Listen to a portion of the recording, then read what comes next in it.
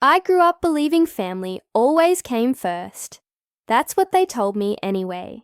Every Sunday dinner, every holiday card photo shoot, every time I wanted to say no but said yes instead. Family comes first, Clara. Family is everything. Family doesn't.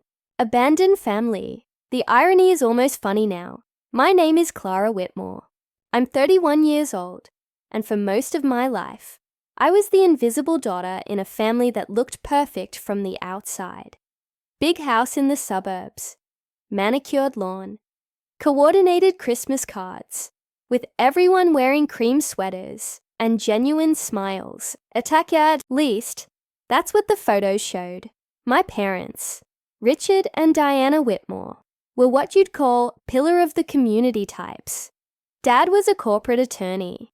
Mum ran charity galas and book clubs. They had the kind of marriage that looked like a magazine spread. And then there was my younger sister, Lily, golden-haired, effortlessly charming, the kind of girl who walked into a room and made people smile just by existing. She was their masterpiece, and I was the rough draft they kept in a drawer. Don't get me wrong, I wasn't mistreated, not in any obvious way. I was fed, clothed, educated, but I was also corrected, reshaped, quietly dismissed. Clara, why do you always have to be so serious? Clara, can't you just smile for once? Clara, this is a family event. Try to look like you want to be here. I learned early that my presence was conditional. I could stay as long as I stayed quiet, as long as I didn't ask for too much, as long as I fit the mold they designed. So I did. I got straight A's. I went to a good college. I got a job in marketing at a respected firm. I showed up to every family dinner with a bottle of wine and a polite smile. I sent birthday cards. I remembered anniversaries. I played my role, and I told myself that one day it would be enough. One day they'd see me, really see me. But that day never came. It happened on a Tuesday night in September. I'd just gotten home from work, late again, because I was managing 3 campaigns and my boss thought work-life balance was a myth. I kicked off my heels, poured a glass of wine, and collapsed on the couch. That's when my phone buzzed. Family group chat, Mom. Emergency family dinner tomorrow. Night. Everyone must attend. I stared at the message. Emergency? My mind raced. Was someone sick? Was Dad okay? I typed back immediately. Me. Is everything all right? No response. Just a thumbs up from Lily and a heart emoji from Dad. I spent the entire next day anxious, distracted, running through worst-case scenarios. When I arrived at my parents' house that evening, I was the last one there. The dining room smelled like roasted chicken and expensive candles. Mom was pouring champagne. Dad was grinning, and Lily was practically vibrating with excitement. I set my purse down slowly. What's going on? Lily stood up, beaming, and thrust her left hand into the air. On her ring finger was a diamond so large it could have been seen from space. I'm engaged, she squealed. The room erupted. Mom gasped and pulled Lily into a hug. Dad clapped and shook hands with Lily's fiancé, Marcus, a finance bro I'd met twice and found aggressively boring. Everyone was hugging, crying, toasting, and I just stood there, frozen. Not because I wasn't happy for her, but because she hadn't told me. My own sister, and I was the last to know. Clara! Mom's voice cut through the noise. Aren't you going to congratulate your sister? I forced my face into a smile. Of course. Congratulations, Lily. I'm so happy for you. I walked over and hugged her. She smelled like expensive perfume and victory. You'll help me plan, right? She whispered in my ear. You've got such good taste. Something in my chest tightened. Of course, I said. That night, I went home and cried in the shower. Not out of jealousy, out of exhaustion, because I knew what was coming. Months of playing the supportive older sister. Months of showing up, of helping, of smiling, and at the end of it all, I'd still be invisible. The planning started immediately. Mom created a new group chat. Lily's big day I was added. For about a week, then I started noticing things. Messages I'd send would go unanswered. Ideas I'd suggest were politely ignored. Oh, we already decided on that. Marcus's family has a planner. Thanks, Clara, but we've got it covered. At first, I thought they were just busy, but then I saw the posts, Instagram stories of Lily trying on dresses, with Mom, Aunt Sharon, and 3 bridesmaids I didn't recognize. Photos of cake tastings, venue tours, floral mock-ups.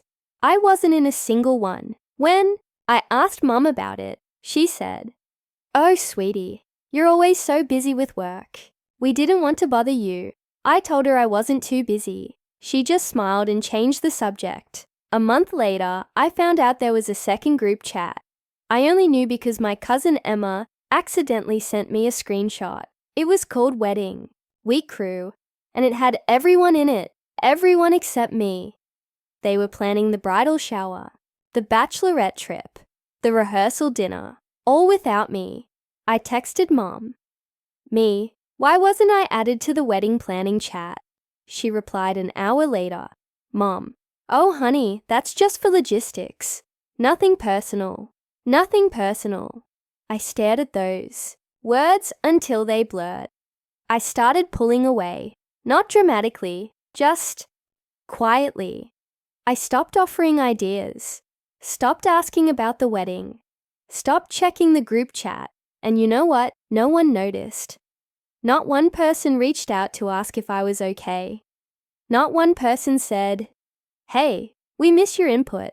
I was disappearing, and they were relieved. One night, I sat on my balcony with a glass of wine, scrolling through wedding photos. Lily looked radiant, Mom looked proud, Dad looked emotional, and I looked like a ghost they'd already forgotten. That's when my phone buzzed. It was Mia, my best friend since college. "Mia, you good?" I wanted to say yes, but instead I called her, and I cried. "They don't want me there, Mia." "Then don't go." "I can't just not go. She's my sister." "Is she though?" That question sat heavy in my chest, because honestly, I didn't know anymore. 3 weeks before the wedding, my coworker Sarah came up to my desk. "So, when's your flight?" I looked up, confused. "What flight?" "For your sister's wedding. She posted about it. Venice, right?" My blood went cold. Venice? Sarah pulled out her phone and showed me. Lily's Instagram. A glossy carousel post. "Can't wait to say I do in Venice. Destination wedding of my dreams. Venice. My dream city. The place I'd talked about visiting since I was a kid, and she was getting married there without telling me. I went home early that day, checked my mailbox obsessively. Nothing. I texted Mom. Me. I didn't get an invitation. 3 dots appeared, then disappeared, then appeared again. Finally, Mom. "Oh, Clara, the guest list is very tight. Marcus's family has a lot of people. You understand." I stared at my phone. Me. "So I'm not invited." Mom. "It's better this way, sweetheart. You know how you are. Always so serious. It's Lily's special day, and we can't have any tension." I read that message 5 times. You know how you are. As if my existence was the problem. As if I was some kind of emotional landmine. I typed and deleted a dozen responses. Finally, I just wrote me. "Okay." She sent back a heart emoji. A heart emoji. Like that made it okay. I didn't tell anyone at first. I went to work. I smiled. I functioned. But inside, something was breaking. Or maybe, something was waking up. A week before the wedding, I went to my parents' house.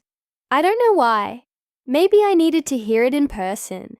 When I walked in, the house was chaos, suitcases, garment bags, laughter. Mom was on the phone with a florist. Dad was printing boarding passes.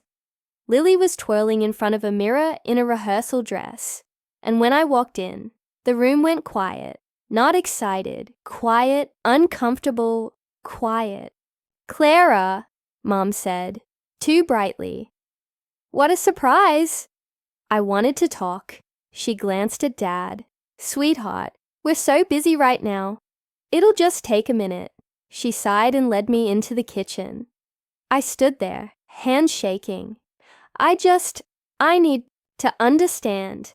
Why am I not invited? Mom looked at me with that practiced, patient expression, the one she used when I was a kid, and asked too many questions. "Clara, you'd ruin the atmosphere." I blinked. "What?" "You know how you get. Standoffish. Uncomfortable. It's Lily's day, and we need it to be joyful. We can't risk you bringing the mood down.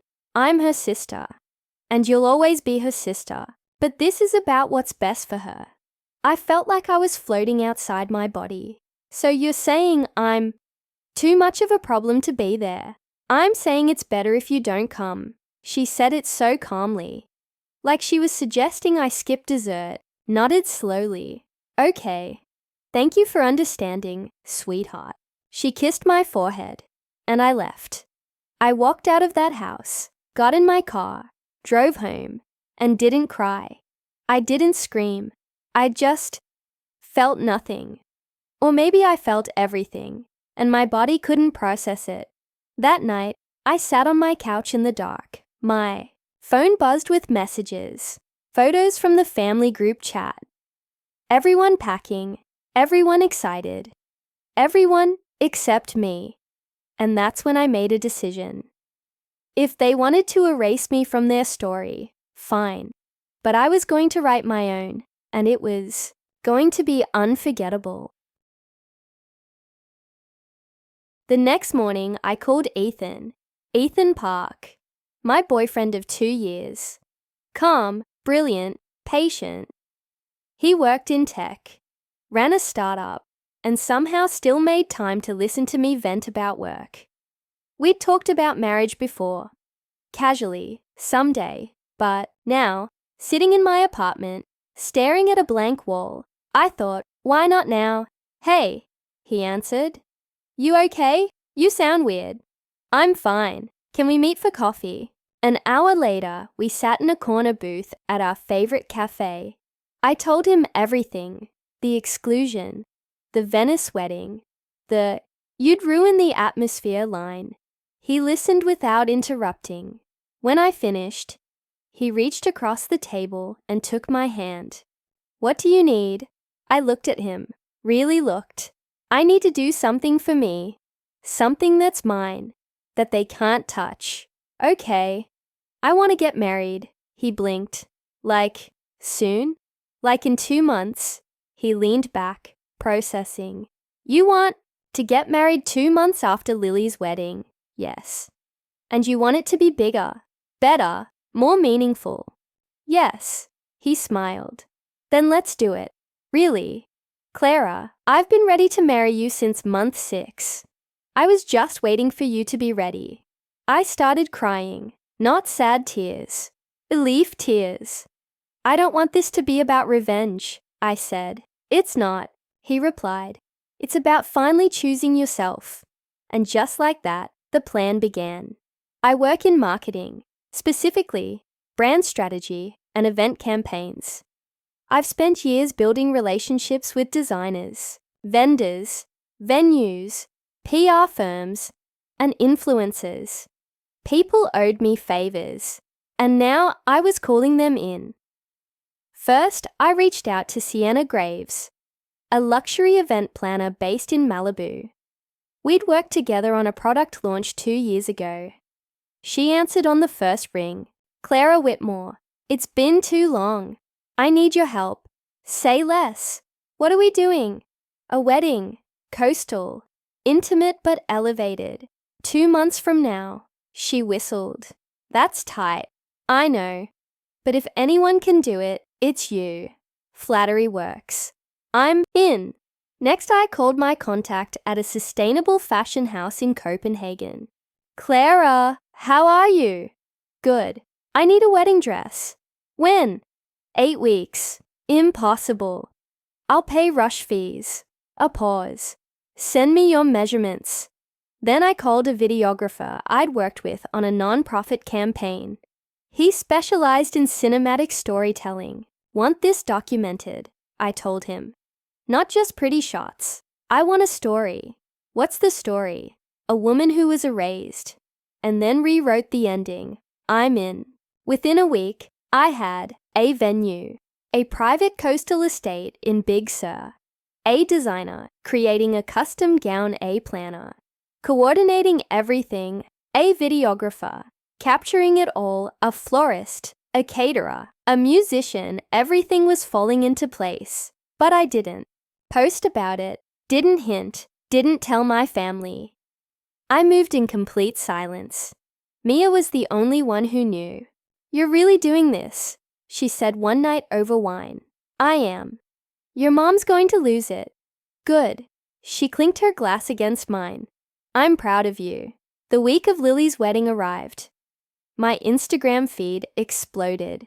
Photos of the family at the airport, shots of Venice canals, Lily in a gondola, Mom and Dad clinking champagne glasses. Everyone smiling. Everyone except me. I muted the group chat, turned off notifications, and focused on my own plans. While they were in Italy, I was finalizing seating charts. While Lily was trying on her dress, I was reviewing videography schedules. While they toasted under Venetian stars, I was choosing vows. My co-workers asked why I wasn't there. I smiled and said, I had other commitments. They looked confused, but didn't push. Sarah, though, pulled me aside. Clara, are you okay? I nodded. I'm better than okay. And I meant it. The day of Lily's wedding, I stayed off social media completely. I went for a run, made breakfast, read a book. I didn't torture myself with live updates.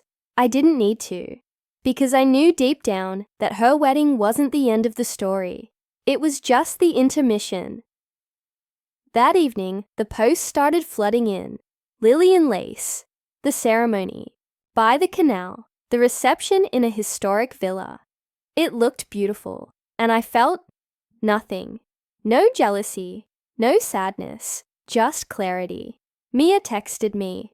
Mia, you see the posts? Me. Yeah. Mia, you okay? Me. Honestly? Yeah. Mia. Good.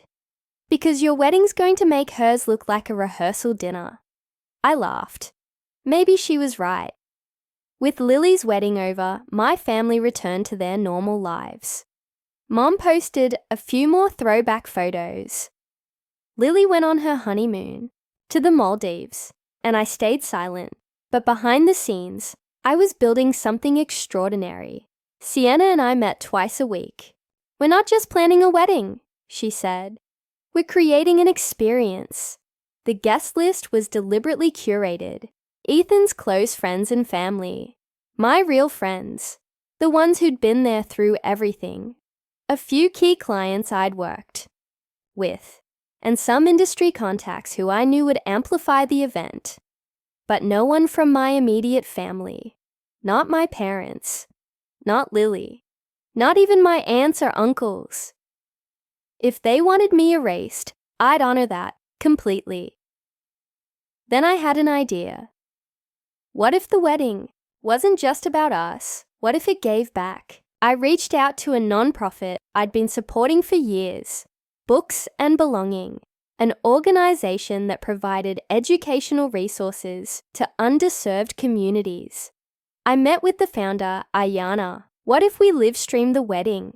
I suggested, and allowed people to donate in real time. All proceeds go to your programs. Her eyes lit up. You're serious? Completely. Clara, that could change everything for us. Then let's do it. We set it up. A live stream link, a donation page, a goal of $100,000. When I told Ethan, he pulled me into a hug. "You're incredible. I just want it to mean something. It already does." The dress arrived 3 weeks before the wedding. I tried it on in my apartment, alone. It was soft silk, in a pale champagne color, delicate beading along the bodice, a train that flowed like water. It wasn't flashy. It was powerful in its simplicity. I stood in front of the mirror and barely recognized myself. Not because I looked different, but because, for the first time, I looked free. I took a photo, not for Instagram, just for me, a reminder of the woman I was becoming. 1 week before the wedding, something unexpected happened. A fashion blogger I'd worked with on a campaign posted a cryptic story, attending the most exclusive wedding of the year. Can't say who, but trust me, you'll want to see this. It got picked up. A few small outlets started speculating. Then a lifestyle magazine tweeted, "Mystery coastal wedding rumored to feature purpose-driven live stream. Details TBA." The hashtag Coastal Bride started trending. And still, no one knew it was me. My family was completely oblivious. Mom sent me a text. "Mom, hope you're doing well, sweetheart. Lily's back from her honeymoon. We should all have dinner soon." I didn't respond. I was too busy preparing for the moment that would change everything. The morning of the wedding, I woke up to the sound of waves. We'd rented the coastal estate for the weekend. It was just after dawn. The sky was soft pink and gold. I stood on the balcony, barefoot, coffee in hand, and felt a calm I hadn't felt in years. Mia knocked softly and came in. "You ready?" I nodded. "More than I've ever been." By noon, guests started arriving. They came from New York, Seattle, London, Tokyo. Creative directors, entrepreneurs, artists, friends, people who saw me, really saw me. The venue was breathtaking. White florals cascading from driftwood, arches, soft linen drapes moving in the ocean breeze, candles everywhere. It looked like a dream, but it felt real because it was mine. At 2 p.m., the live stream went live. The videographer set up multiple cameras. Within minutes, thousands of people tuned in. The chat exploded. "Who is this? This is stunning. Wait, is that Clara Whitmore?" And then the whispers started. People recognized me from my work, from LinkedIn, from industry events, and slowly the story spread. "This is the girl who was excluded from her sister's wedding. She's the one who didn't get invited to Venice. And now she's hosting this." Within an hour, chat to Clara Whitmore. Wedding was trending. I didn't see any of it. I was in a private room, getting ready. My hair was in soft waves. Minimal makeup. The dress fit perfectly. When I looked in the mirror, I saw a woman who had chosen herself. And that was the most beautiful thing of all. Ethan sent me a note. "I'm waiting for you. Take your time. I'm not going anywhere." I smiled, and I knew, without a doubt, that I was exactly where I was supposed to be. The ceremony began at 4 p.m. As I walked down the aisle, the sun was just starting to dip toward the horizon. Ethan stood at the altar, tears in his eyes. I didn't cry. I smiled, because this wasn't an ending. It was a beginning. When we said our vows, I meant every word. I choose you, not because you complete me, but because you see me. Ethan squeezed my hands. "I see you. I've always seen you." And we kissed as the sun set over the Pacific. The live stream hit 50,000 viewers. Donations poured in. Within 2 hours, we'd raised $200,000. By the end of the night, over $1.5 million. People weren't just watching a wedding, they were watching a movement. I didn't check my phone during the reception, but Mia did. And at one point she pulled me aside, grinning. "Clara, your mom's losing it." She showed me her phone. My mom had sent 17 texts. Mom: "Clara, what is this?" Mom: "Why didn't you tell us?" Mom: "This is all over the internet." Mom: "People are saying terrible things about us." Mom: "Call me, now." I stared at the messages. Then I handed the phone back. "Let her wait." Mia laughed. "You're ice cold." "I love it." Lily called next. I let it go to voicemail. Then she texted, "Lily, so this is payback. Really mature, Clara." I finally replied, "Me, no, this is peace." She didn't respond. The next morning, the headlines were everywhere. Sister excluded from wedding hosts. 1.5 million charity event. From rejection to redemption. Clara Whitmore's powerful celebration. The wedding the world needed to see. News outlets. Blogs. Morning shows. Everyone was talking about it. Not because it was dramatic, but because it was genuine. I did interviews. Told my story. Not with bitterness, but with truth. I wasn't trying to hurt anyone. I said on one show, I was just trying to build something beautiful, and I wanted it to matter. The host teared up. "You've inspired millions." "I just wanted to inspire myself," I said. 3 days later, my mother finally called. I answered. "Clara." Her voice was tight, controlled. "You humiliated us." "No," I said calmly. "I lived my life. You made us look like monsters. I didn't say a word about you." The world drew its own conclusions. Silence. "You could have told us," she said, quietly. "You could have invited me," I replied. More silence. Then almost a whisper. "You looked beautiful." I closed my eyes. "Thank you. Will you talk to us?" "Someday. Maybe. When I'm ready." "Okay." She hung up. I sat there for a long time. Not angry. Not sad. Just free. 6 months later, Ethan and I were featured in a documentary about modern weddings and purpose-driven events. The film highlighted how our wedding raised over $2 million for education programs worldwide. It became a case study in business schools, a symbol in therapy circles for setting boundaries, and a viral moment that reminded people, your worth isn't determined by who excludes you. My relationship with my family didn't heal overnight, but slowly, carefully, we started talking again. Lily apologized, really apologized. "I didn't realize how much we hurt you," she said. "I know. I'm sorry. I believe you." It wasn't forgiveness yet, but it was a start. 1 year after the wedding, I received a letter from my mother, handwritten, 6 pages. She didn't make excuses. She just said, "I was wrong. I see that now, and I'm sorry it took the world showing me what I should have seen all along. You are extraordinary, and I'm proud of you." I cried when I read it, not because it fixed everything, but because it was real. 2 years later, Ethan and I walked along the same beach where we got married. The sun was setting. The waves were soft. He took my hand. Any regrets? I thought about it. No, not one. Even with your family. Especially with my family. Because I learned something important. What's that?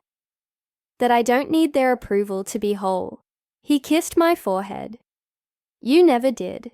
We kept walking, and as the tide erased our footprints behind us, I whispered into the wind, "You thought I'd disappear quietly, but I didn't disappear.